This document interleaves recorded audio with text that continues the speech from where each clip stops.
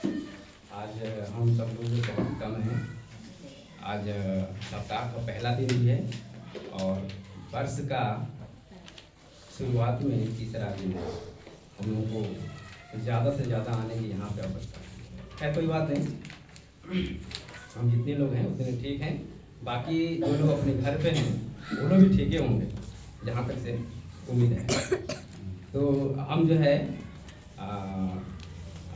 नए साल के उपलक्ष्य में आप सभी लोगों का बहुत बहुत धन्यवाद और उम्मीद करते हैं कि जो नया साल 2021 होगा हम लोगों के लिए बहुत ही अच्छा होगा, बहुत ही अच्छा होगा।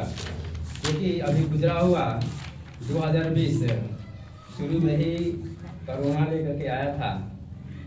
मेरे ख्याल से अभी उसका अंत नहीं हुआ, लेकिन खैर अंत ही है। और उम्मीद करते हैं कि 2021 बहुत अच्छा होगा। इसे कहा जाता है ना, दुरुस्त और ताक। एक बात है, एक बात क्या है, एक मैथमेटिक्स का एक नियम है, दुरुस्त होता है और ताक होता है। तो दुरुस्त वो चीज़ होता है जो दो से पूर्ण तरीके से डिवाइड हो जाता है। 2020 डिवाइड हो गया है। और ताक वो होता है जो पूर्ण तरीके से डिवाइड नहीं हो पाता है, उसमें कुछ हासिलें प्राप्त होती हैं। तो जो कुछ बीत गया हम उसकी जिक्र नहीं करेंगे, हमको आगे बढ़ना है। ईश्वर में हमें आगे बढ़ना है। जो बीत गया सो बीत गया। और जैसे एक और उदाहरण है, जैसे बपतिस्मा होता है। बहुत से लोगों का बपतिस्मा हो चुका होगा, लोगों का भी बपतिस्मा बहुत से लोगों को नहीं हुआ है, लेकिन खैर जानते होंगे या नहीं जानते होंगे तो कृपया जान लें। जब बपतिस्मा होता है तो पानी में डुबाया जाता है। पास्टर की लोग ये हैं, दोनों बाहों पकड़ करके दोनों तरफ से पकड़े हुए रहते हैं और पीछे की तरह डुबाते हैं, आगे की तरह नहीं, डुबकी लगा के नहीं। ऐसा क्यों? ऐसा क्यों? पीछे की ही तरह मतलब क्यों डुबाया जाता है? इसका अर्थ यही होता है कि जो हमने पुराने जीवन में जो कुछ किया, जो हमारी मनुष्यता थी, सब कुछ पीछे छूट गया, वहीं से छूट गया और छोड़ देना चाहिए। ठीक है, हमें छोड़ देना चाहिए। जो कुछ गया सो गया। अब हमें अच्छा, डूबने का अर्थ यही हुआ। जब निकलते हैं उसका क्या अर्थ होता है? उसका अर्थ ये होता है हम यीशु मसीह के साथ हैं, यीशु मसीह के साथ जीना और यीशु मसीह के साथ मरना। ये हमारा उद्देश्य होना चाहिए प्रत्येक विश्वासी के लिए। ठीक है, तो हम विश्वासियों को हम ये कहना चाहेंगे कि अब यीशु मसीह में हम लोग हैं और यीशु मसीह में हमको अब आगे देखना है कि हमें क्या करना है। ठीक है, आइए हम वचन देखते हैं।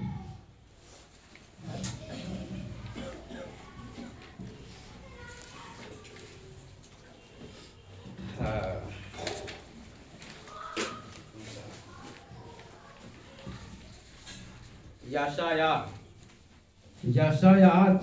43 अध्याय की 18वीं और 19वीं।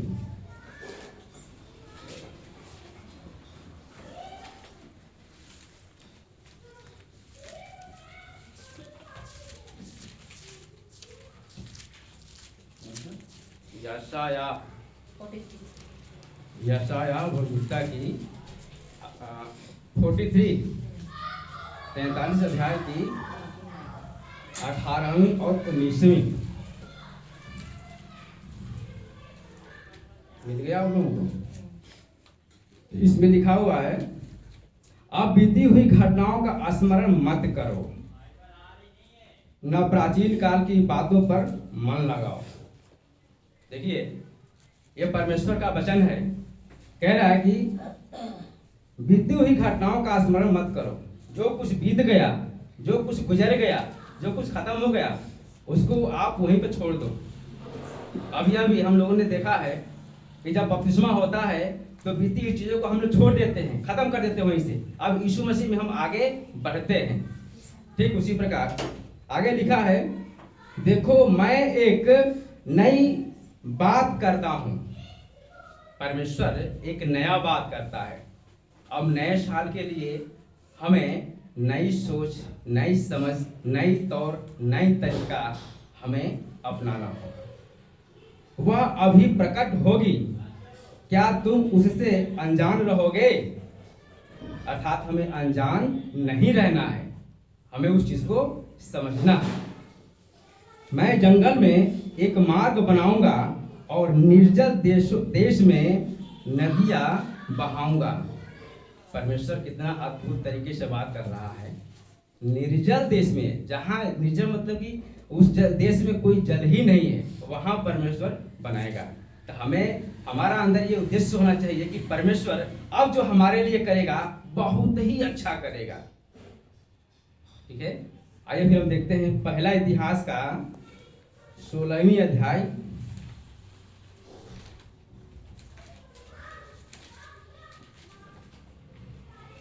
पहला इतिहास 16वीं अध्याय की 11 और 12वीं आयत। 11वीं और 12वीं आयत वचन में लिखा है, यहोवा और उसकी सामर्थ्य की खोज करो। हालेलुया, बहुत बड़ी बात है।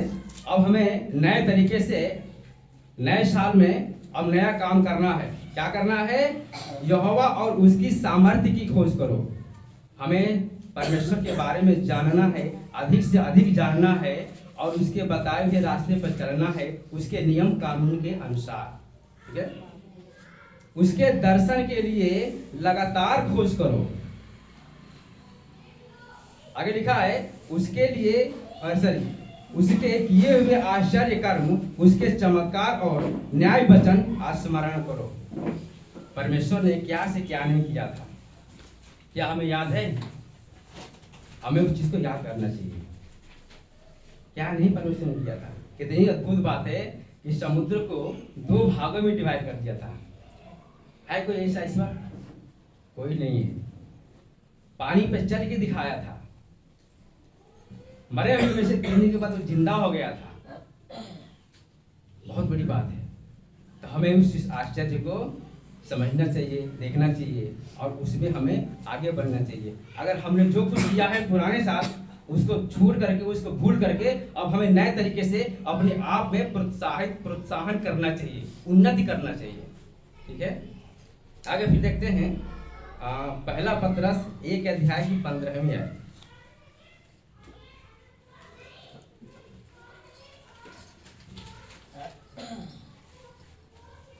पहला पतरस 1 अध्याय की 15वीं आयत।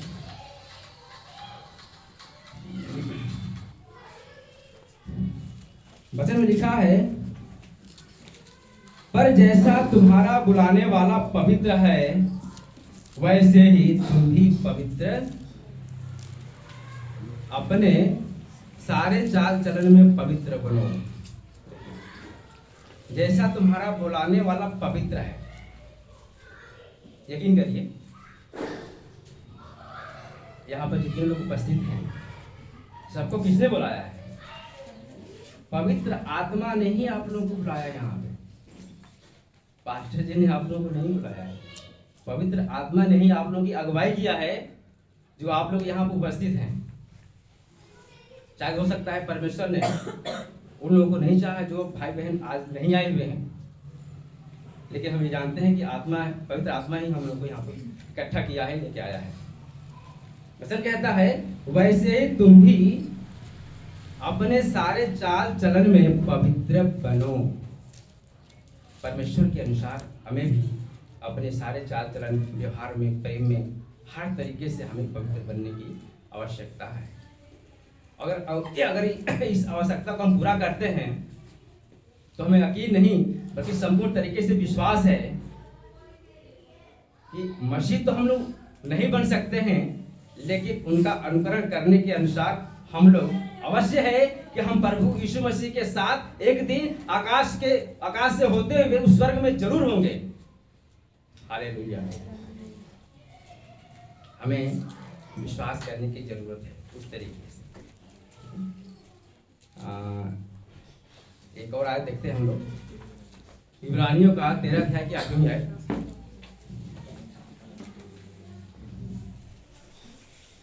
इब्रानियों की 13 अध्याय की 8वीं आयत।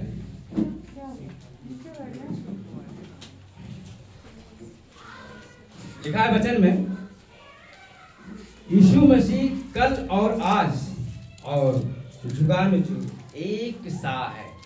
यीशु मसीह में कोई परिवर्तन नहीं है। पहले जो था वही आज भी है। लिखा है जुगानुजुग। जुगानुजुग मतलब कि आदिकाल से लेकर के अनादिकाल तक वो कभी बदलने वाला नहीं। ये नहीं कि अगर आपको आशीष दिया कि आपको आपके जीवन में ऐसा होगा फिर बाद में बदल जाएगा, ऐसा नहीं हो सकता।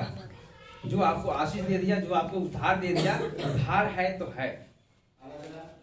एक दिन आप यीशु मसीह के साथ होंगे। एक और वचन देखते हैं, उत्पत्ति 3:15।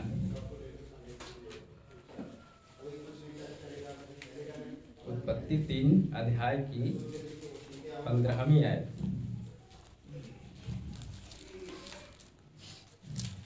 वचन में लिखा है, और मैं तेरे और इस स्त्री के बीच में और तेरे वंश और इसके वंश के बीच में बैर उत्पन्न करूंगा। वह तेरे सिर को कुचल डालेगा और तू उसकी एड़ी को डसेगा। अगर हम ऐसा नहीं करते हैं, यीशु मसीह के साथ रहते हुए भी अगर हम ऐसा नहीं करते हैं, तो हमारे लिए एक नरक या एक ऐसी जगह होना होगा जो ईश्वर नहीं चाहता है। जो ईश्वर नहीं चाहता है वही होगा। जैसे परमेश्वर के वचन को उन्होंने क्या किया था? उल्लंघन किया। क्या उनको पता नहीं था? परमेश्वर ने उन्होंने जो उनसे जो कहा था उनका बिल्कुल बिल्कुल उल्लंघन किया, खत्म कर दिया। आज परमेश्वर ने उन लोगों को इस तरीके से बात कर रहा है। क्या कह रहा है? मैं तेरे और इस स्त्री के बीच में और तेरे वंश और इसके वंश के बीच में बैर उत्पन्न करूंगा, दुश्मनी। शायद यहाँ तो हम लोगों ने देखा नहीं, लेकिन मैं गांव का रहने वाला हूँ, मैंने देखा है कि अगर सांप एक मनुष्य को देखता है तो भाग जाता है, भाग जाता है। या आदमी भी देखता है तो डरता है कि भाई सांप काट ना जाए हमको, ऐसा होता है। लेकिन अगर सांप काटता है तो एड़ी में ही काटता है, घुटने से नीचे ही काटता है। दोनों एक दूसरे से डरते हैं। ये कहाँ से सीख मिली है? ये परमेश्वर की आशीष है। परमेश्वर ने इस तरह से वचन के साथ उसने बोला है। आज हम वही चीज हम देखते हैं। यहाँ पे वचन देखते हैं, आखिरी वचन कुरिन्थियों का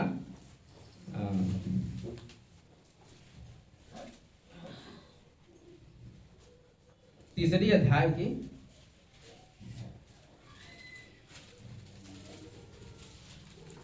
7वीं और 8वीं।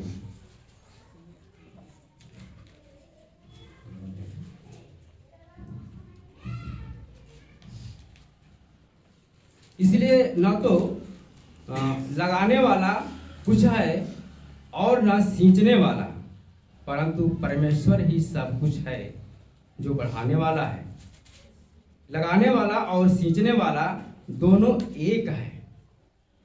लगाने वाला और सींचने वाला दोनों एक है, परंतु हर एक व्यक्ति अपने ही परिश्रम के अनुसार अपनी ही मजदूरी पाएगा। देखिए वचन यहाँ साफ साफ, बिल्कुल साफ शब्दों में कह रहा है कि न लगाने वाला और न सींचने वाला, ये दोनों काम करने वाला कौन है? परमेश्वर ही है। सब कुछ वही करता है।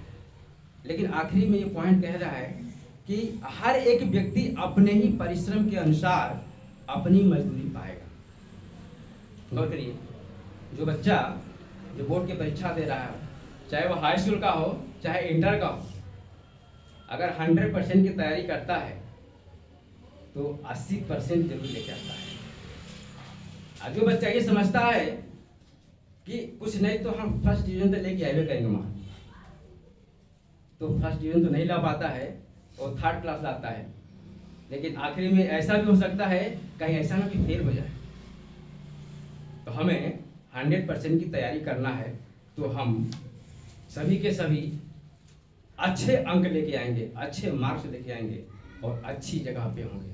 हमें उम्मीद और आशा नए साल के उपलक्ष्य में इस तरीके से अपने मन और सोच को बढ़ाने की आवश्यकता है। आइए हम प्रार्थना करते हैं। आप सबकी आंखें बंद हो और गर्दन झुकी हो। हमारे स्वर्गीय पिता परमेश्वर, हम धन्यवाद करते हैं प्रभु जी, धन्यवाद करते हैं प्रभु जी, आपके चरणों में आते हैं और शीश नवाकर साष्टांग प्रणाम करते हैं। धन्य प्रभु जी, महानों का महान, सर्वशक्तिमान, अल्फा ओमेगा, आदि और अंत, हम आपकी जय जयकार करते हैं प्रभु जी, आपकी महिमा गाते हैं। हम धन्यवाद करते हैं प्रभु जी कि आपने हम सब लोगों को बचाया है और संभाल के रखा है। नहीं तो हम लोग तो पापी थे, नरकी थे, अधर्मी थे, पाप में नाश होते चले जा रहे थे। बचने का कोई उपाय नहीं था, कोई तरीका नहीं था। उस वीरान घाटी के दलदल में जाके फंसे हुए थे, जो कभी वापस नहीं आ सकते थे। हमेशा हमेशा के लिए मुझे दांत पीसना था और खत्म हो जाना था। लेकिन दयालु प्रभु, आपने हम सबको देखा और तरस खाया, उस दलदल से प्रभु जी निकाल के बाहर किया और अपने साथ संतों के साथ बैठने का एक अवसर प्रदान किया। हम धन्यवाद करते हैं प्रभु, आपने हम सबका सेहत में उद्धार किया है और संतान भी होने का अधिकार दिया है। दयालु कृपालु प्रभु, हम धन्यवाद करते हैं। हमारे पापों को खत्म करने के लिए एकलौते पुत्र यीशु मसीह को जगत में भेजा। यीशु मसीह हमारे पाप को उस क्रूस पे चढ़ा दिए और हमारे खातिर मार खाए, तिरस्कार किए गए, अपमान किए गए, घृणित किए गए। प्रभु यीशु मसीह हमारे खातिर अपने संपूर्ण और पवित्र लहू को बहाया कि उस लहू पर हम विश्वास करते हैं तो हमारा जीवन अनंत काल का होता है, जो स्वर्गीय जीवन है। हम धन्यवाद करते हैं प्रभु यीशु मसीह के लिए कि प्रभु यीशु मसीह के मुंह से कभी छल की बात नहीं निकली थी, फिर भी उन्होंने हमारे पापों का भार अपने कंधों पर ले लिया। कितनी महान, कितनी प्रतापी, कितने दयालु प्रभु यीशु मसीह। यीशु मसीह की तुलना हम किसी शब्दों से, किसी चीजों से नहीं कर सकते। दयालु कृपालु प्रभु, धन्यवाद करता हूँ। हम प्रार्थना करते हैं इस सभा के लिए, जो सभा में प्रभु जी आज आपने वचन से शेयर किया है प्रभु जी, उस वचन पर हम आशीष चाहते हैं, आपकी दया चाहते हैं पिता, क्योंकि बिना आशीष, बिना दया के बगैर प्रभु जी कोई भी कार्य नहीं हो सकता है पिता। हम तो पापी हैं, हम कुछ नहीं कर सकते पिता। दया करो प्रभु यीशु मसीह, जो आपके कानून कायदे के अनुसार पिता परमेश्वर हम अपने जीवन को गुजार सकें। मेरी आपसे प्रार्थना है पिता, जो भाई बहन यहाँ पर उपस्थित है पिता, उनके हृदय से प्रभु जी आप बात करें और उनके जीवन प्रभु जी एक नया काम दिखाएं पिता परमेश्वर, एक नई सोच बनाए पिता परमेश्वर, जो बाइबल के अनुसार हो प्रभु, जो आपके अनुसार हो पिता। दयालु कृपालु प्रभु, धन्यवाद करते हैं जो भाई बहन आज नहीं आ पाए प्रभु जी, उनके जीवन से प्रभु जी आप बात करें और अगली बार पिता परमेश्वर उन्हें साथ में लेकर के आवें, ताकि हम सब एक साथ होकर के, एकजुट होकर के, एक मसीह होकर के प्रभु जी आपकी आराधना, स्तुति, प्रार्थना करें। हम सबके होठों से पिता परमेश्वर आपके नाम की महिमा हो, आपका सिंहासन सर्वश्रेष्ठ ऊंचाइयों पर विराजमान हो। दयालु के पास प्रभु हम धन्यवाद करते हैं, आपकी आशीष दया चाहते हैं पिता। ठंडी का समय चल रहा प्रभु जी, बच्चों के लिए पिता परमेश्वर हम दया चाहते हैं पिता, ताकि किसी प्रकार कोई ठंडी न लग पाए प्रभु जी, क्योंकि आपके दिए हुए सब संतान हैं। मेरी आपसे प्रार्थना है, दयालु कृपालु प्रभु, धन्यवाद करते हैं। इस प्रार्थना को मांगते उद्धार करता प्रभु यीशु मसीह के नाम से, आमीन।